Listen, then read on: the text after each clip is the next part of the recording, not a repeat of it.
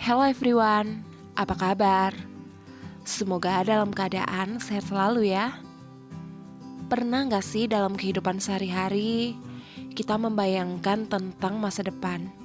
Atau mungkin kita punya rencana-rencana tentang apa yang akan kita lakukan di masa depan. Dalam bahasa Inggris, ketika kita bicara tentang masa depan, kita menggunakan present future tense. Apa sih present future tense itu? Yuk, kita belajar sama-sama ya. Di kesempatan kali ini, saya ingin berbagi pengetahuan tentang present future tense. Ada beberapa jenis present future tense. Dalam kesempatan ini, ada 3 hal atau 3 jenis yang akan saya sampaikan. Yang pertama adalah simple future tense. Kemudian yang kedua adalah future continuous tense. Dan yang terakhir adalah future perfect tense. Nah, rumusannya ada di sebelah kanan ya teman-teman. Yang pertama, ketika kita ingin membuat kalimat dengan simple future tense, maka yang muncul lebih dulu adalah subject, diikuti dengan will, lalu diikuti dengan verb one. Sedangkan jika kita membuat kalimat dengan future continuous tense, maka urutannya adalah subject, ditambah dengan will, lalu be dan verb ing. Terakhir, bila kita ingin membuat kalimat dengan future perfect tense, maka yang pertama muncul adalah subject, diikuti dengan will, lalu have dan verb three. Nah, kita bahas dulu yang pertama ya, yaitu simple future tense. Apa sih simple future tense itu? Simple future tense biasa digunakan untuk memberitahu suatu keadaan di masa yang akan datang. Hal ini mengungkapkan pernyataan yang umum teman-teman, atau juga bisa menjelaskan kebiasaan dan memilih fokus dalam sebuah kejadian dan menentukan batas waktu atau deadline-nya. Jadi, ini bicara soal masa depan tapi sifatnya yang umum. Pertama, saya beri contoh dulu untuk kalimat positif. Kalau kalimat positif menggunakan simple future tense, kita gunakan subject, lalu will, lalu verb one, diikuti dengan objek ditambah dengan keterangan waktu.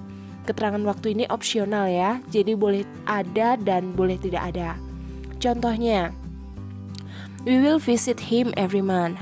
Kita akan mengunjunginya setiap bulan. Ini merupakan kebiasaan yang akan dijalani di masa yang akan datang. We will go to school together. Kita akan pergi ke sekolah bersama. Ini adalah hal yang umum, namun belum dijalani ya teman-teman, tapi akan berlaku di masa depan.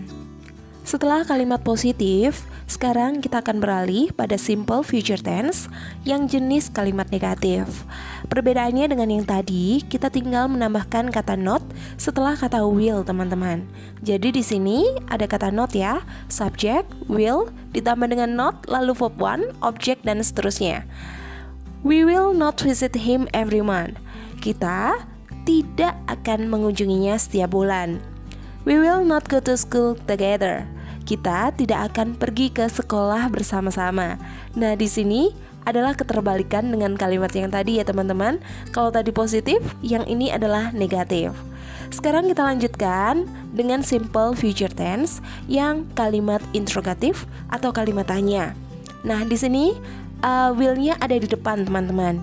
Jadi rumusannya will, lalu diikuti dengan subject, verb one, object, baru keterangan waktu. Contohnya, will we visit him every month? Akankah kita mengunjunginya setiap bulan? Nah, dalam kalimat ini perbedaannya dengan yang tadi. Kalau tadi positif lalu negatif, kalau yang ini berubah menjadi kalimat tanya. Semoga paham ya teman-teman. Nah, sekarang kita akan lanjutkan jenis yang kedua, yaitu future continuous tense. Pertama-tama kita pahami dulu apa sih future continuous tense ini. Nah, tenses ini teman-teman biasa digunakan untuk menyatakan suatu kejadian di masa depan. Tetap ya, tentang masa depan. Memperkirakan kejadian yang akan datang, menyatakan suatu kejadian yang kita harap akan terjadi di masa yang akan datang. Lalu jika ditambah dengan kata still, bisa menunjukkan kejadian yang sedang kita jalani dan kita berharap di masa depan juga masih akan berlangsung. Nah, seperti apa sih kira-kira? Ini sedikit berbeda dengan yang tadi ya teman-teman. Dan perlu diketahui, future continuous tense ini juga menyatakan pernyataan yang menekankan pada proses yang akan berlangsung di masa yang akan datang. Nah, pertama untuk jenis kalimat positif. Pertama diawali dengan subjek, lalu will.